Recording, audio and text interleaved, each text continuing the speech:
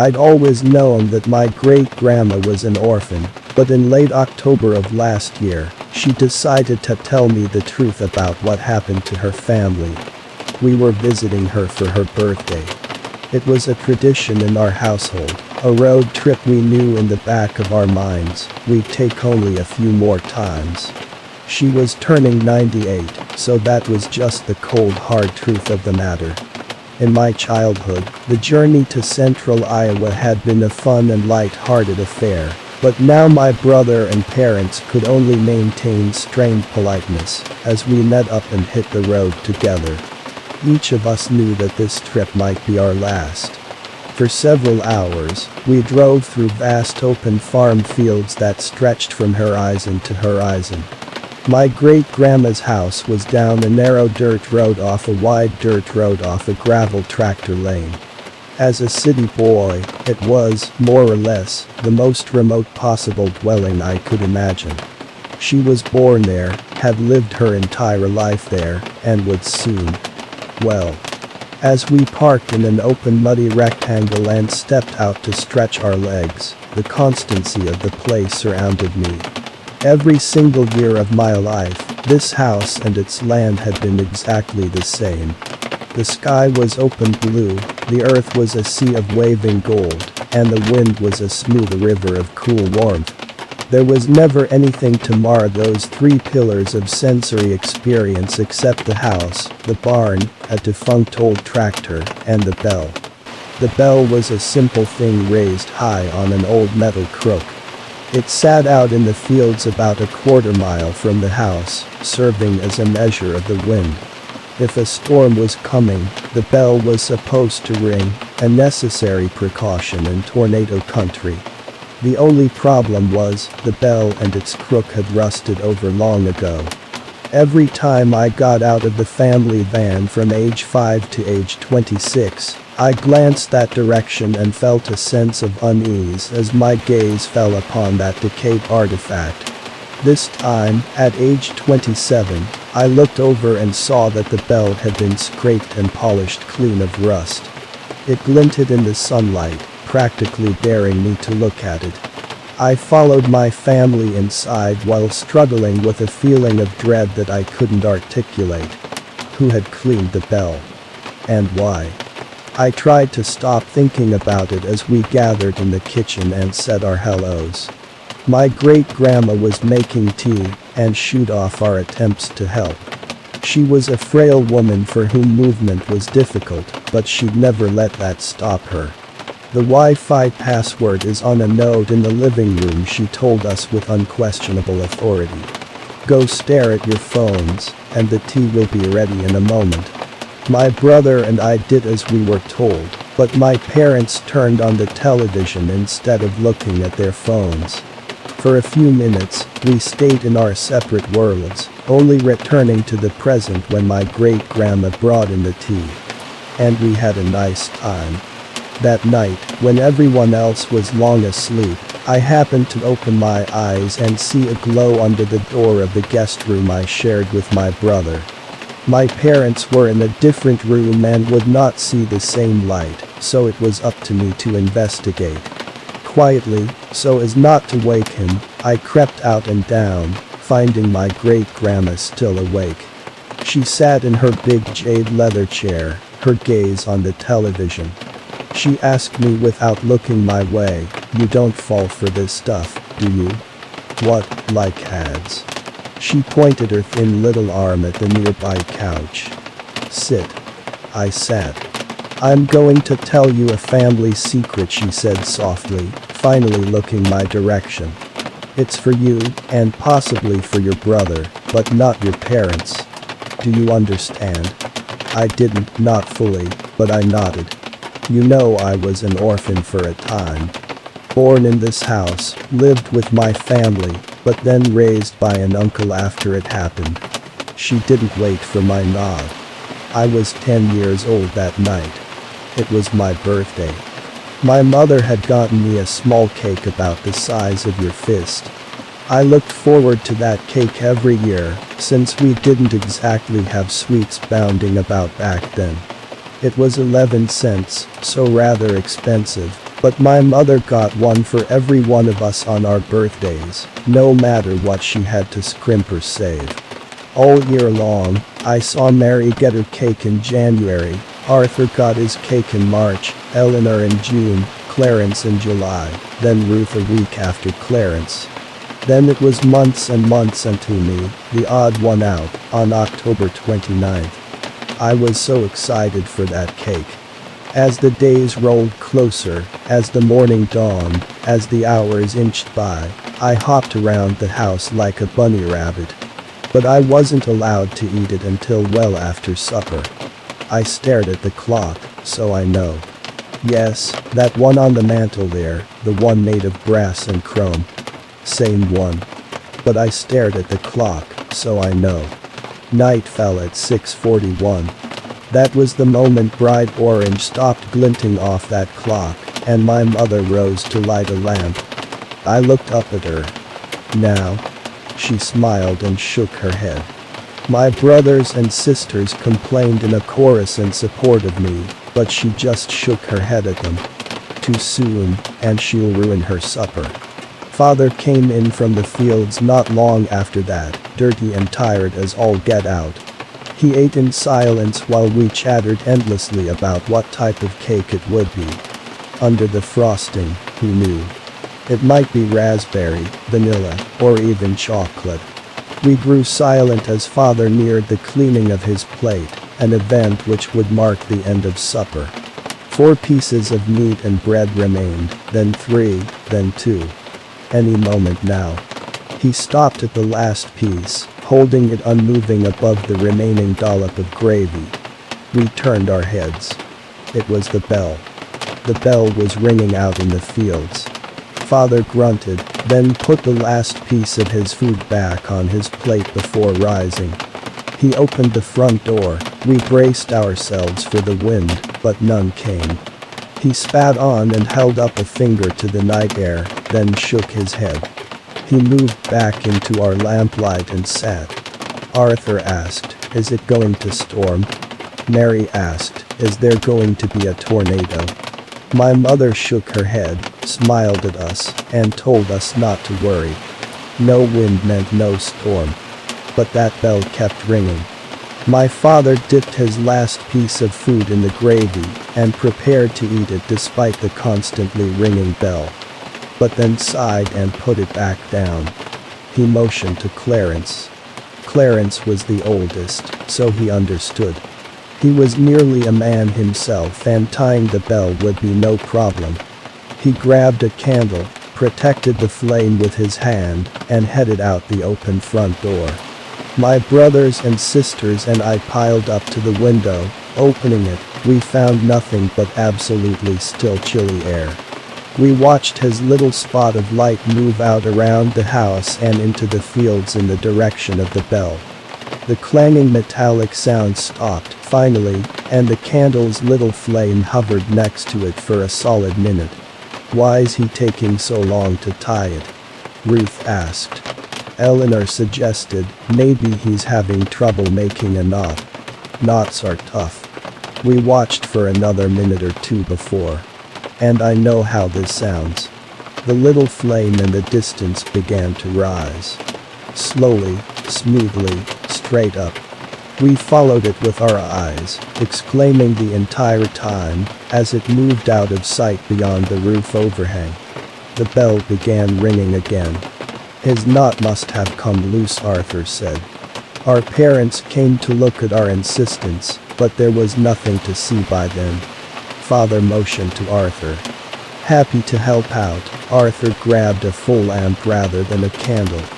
He hurried out the front door, around the house, and into the fields while we watched from the window. The lamp was easier to see, and we were absolutely certain he reached the crook. As the lamplight hovered there, the bell stopped ringing. At that point, we had no reason to think anything was amiss. Maybe the wind had just blown a wisp of burning candle string up into the sky, and Clarence had gotten lost in the dark. He would see the lamplight, find Arthur, and they would both come back. The rising little flame we'd seen had just been a fluke. Only problem was, staring out into the autumn night, we still felt no wind at all. We stared at that unmoving light for a strangely long period of time. What was he doing out there? Was he calling for his brother? Why couldn't we hear him, if so? Our parents looked away for a moment, and in that instant, the lamp went out. We children bleated, but by the time they glanced back, there was nothing to see. There was only darkness. The bell began ringing again. My father began grumbling, but there were no more sons to send outside. He narrowed his eyes with thought, then handed Ruth, the oldest girl among us, our main lamp. Our mother laughed. "Ruth, be a dear and go find your silly brothers." Ruth was a little hesitant, but she accepted the lamp. Leaving us in darkness without it, she headed out around the house and into the fields. This lamp was brighter, and we could actually see her carrying hand and her white pajamas in a small lit halo. On the way there, she regularly called out, "Clarence. Arthur. You two lost." About halfway to where the other two lights had stopped, her calls went instantly silent mid-sentence. "Clarence. Arth." It wasn't that she'd given up yelling. The sound reaching us had simply stopped completely.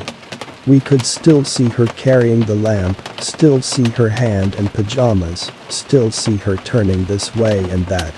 She even raised the house lamp near her face, and we saw her shouting into the darkness. We just didn't hear anything. Nothing except that constantly clanging bell, growing faster in pace and louder in urgency. Mary, Eleanor, and I looked up at our parents with fearful gazes. My father shook his head, speaking for the first time that night. "So, there's wind out there after all. The air is like a river inside an ocean. It's moving fast out there, carrying her voice away. But we can't feel it here." My mother seemed worried, but she nodded and accepted that. We saw her accepting it, so we gulped and believed it, too. We all glued our eyes to that open window. Ruth reached the bell, and, in that stronger light, it entered our view unmoving at the exact same time we heard it stop ringing. Ruth looked this way and that, clearly concerned. She seemed to silently yell a time or two before moving closer to the motionless bell. A half-tied rope hung from the crook, an indication that someone had attempted to tie it, but we couldn't see Clarence or Arthur anywhere near her. She put the lamp down on the ground to free her hands for tying the rope the rest of the way, but that mostly hid the light among the low-lying recently harvested stalks. We waited, breaths held. The air held in my lungs started to burn. At long last, we were forced to breathe again. Ruth's light continued to sit there, barely visible between the broken plants. "What's taking so long?" Mary asked. Eleanor said, "I hope she's alright. Father told us, she's fine. Damn kids are just playing a game with us." Our mother nodded in agreement. "Eleanor, go fetch your sister, will you?" Eleanor shook her head. "No way. It's scary out there. It's just a game."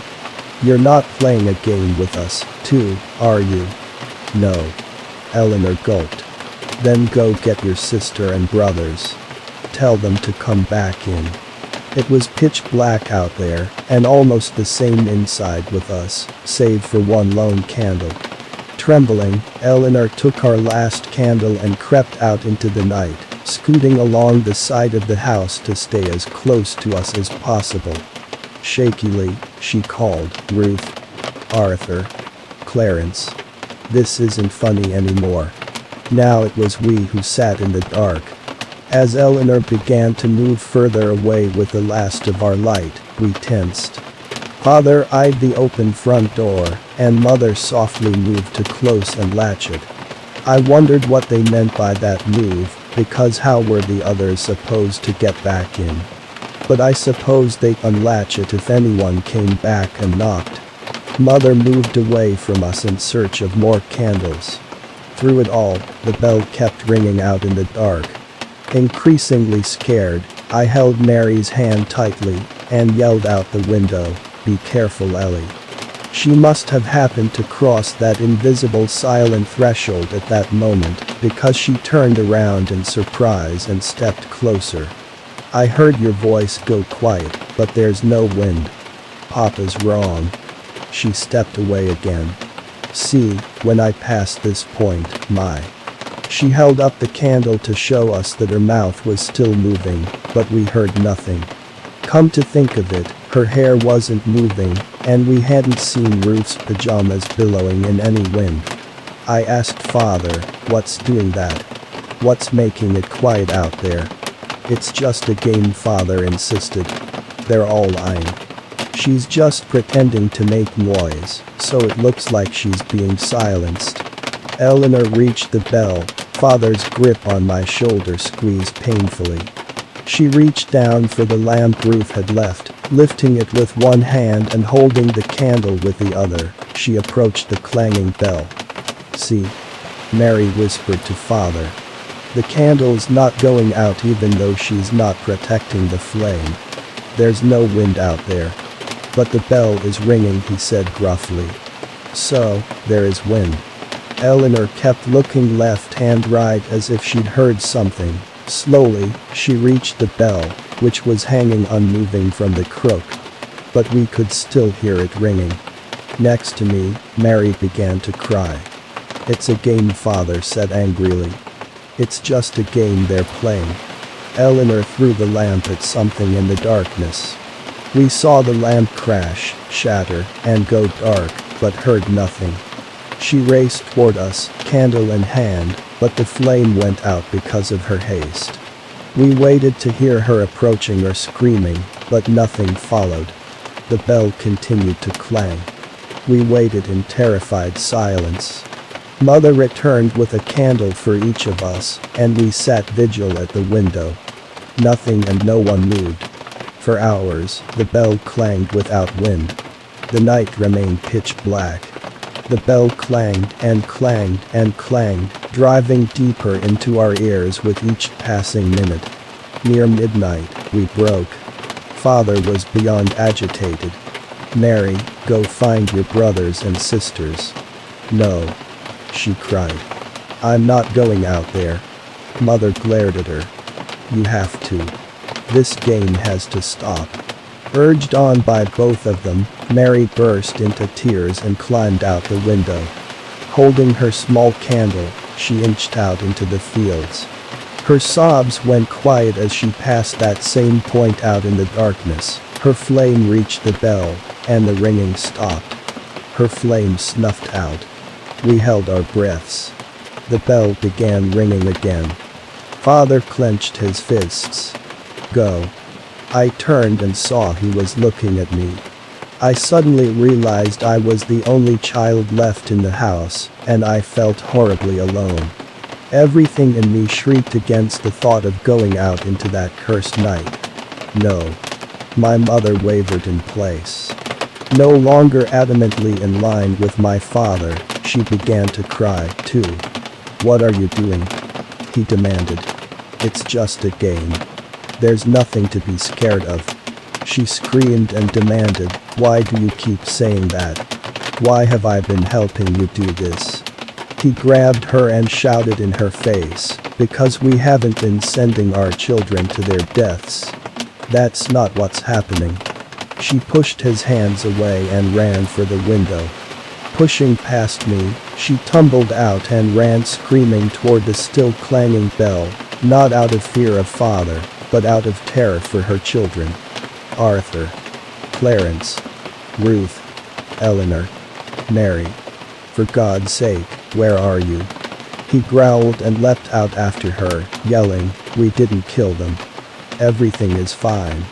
They both continued shouting until they passed that point in the dark. And all went silent. Except for the bell. Twice more, it stopped ringing, and twice more, it began again.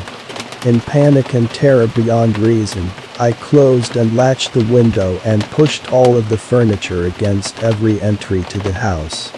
I curled in a cupboard holding the last candle up to my face as it slowly melted its way down toward my fingers. I was alone. Somehow, I was alone. We'd all seen the danger and stared right at it as it happened, but one by one they'd all gone out there anyway. I'd been surrounded by a full band of siblings my entire life, and now I was completely and utterly alone in a house in the middle of nowhere. By the length of my candle, it was 3 in the morning when the knock came at the door. I trembled but did not make a sound. The knock sounded again 40 heartbeats later. It was louder this time. I shook, holding my candle tight. The third knock was more like a tremendous crash or kick, and I heard the door explode inward. 60 heartbeats of silence passed. And then the floorboards creaked. Something in me told me to put out my candle for fear of it being seen through the cracks in the cupboard, but I didn't dare. Not darkness. I couldn't handle darkness. I would scream if I did, so I kept it lit. Slow, quiet steps moved through the house. Whoever it was seemed to be pausing and listening at times, at others, they would rush forward to a random spot in a sudden frenzy, and then stop abruptly. 400 heartbeats after that, the bell began ringing again. But this time, it rang from inside the house. It rang from the kitchen. It rang from near the bed. It rang outside my cupboard. Clang, 10 feet away, clang, 5 feet away, clang, right up against the cupboard door. And then it opened. I sat expectantly, mouth open and eyes wide, as I waited for my great-grandmother to continue. After a bit, I realized that was it.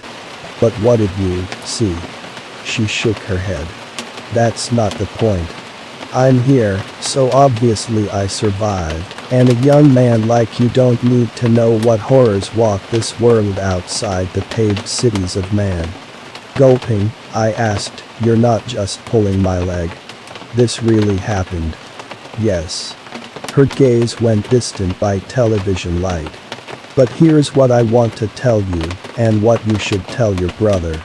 The thing that opened that cupboard door and stared at me from the dark. The thing that hoped to wait out my candle before the coming of dawn. Had a bell tied to one of its teeth with a blood-soaked rag, such that it would clang when its mouth was open for hunting. Somehow, someway, some heroic poor soul managed to tie a warning bell to that thing before they died. We heard that warning bell all night long, and yet my entire family walked out there one by one. We didn't listen because we didn't want to listen. My father knew what he was doing halfway through, but he didn't want to accept what he'd already done, so he did even worse to continue living the lie. I narrowed my eyes. What are you saying? She grabbed my hand briefly. Fear will tell you to put your candle out, but your head will tell you to keep it lit. Don't give in to fear. You keep it lit. You'll get through this. Turning my head, I became aware of a sound in the distance. Is that the bell? I was so caught up I didn't notice. How long has that been ringing? She just clenched her fist and turned back to the television.